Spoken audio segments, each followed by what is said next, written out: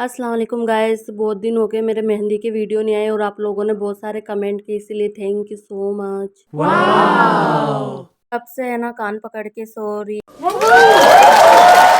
मैं आज के बाद अब कभी भी इतना बड़ा लीव नहीं लूंगी, इसीलिए आप मेरे वीडियो पे कमेंट करके बताइए आपको सबसे ज़्यादा अच्छी कौन सी वीडियो लगी मेरी।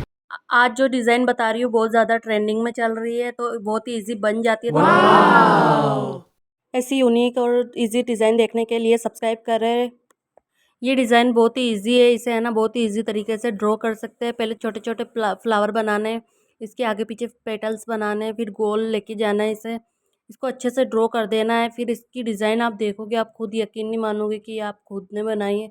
बहुत ही ईजी बन जाती है। नेक्स्ट टाइम आप ट्राई करो तो प्लीज़ बताना ज़रूर और सब्सक्राइब करके ज़रूर जाना ऐसी ही यूनिक डिज़ाइन देखने के लिए।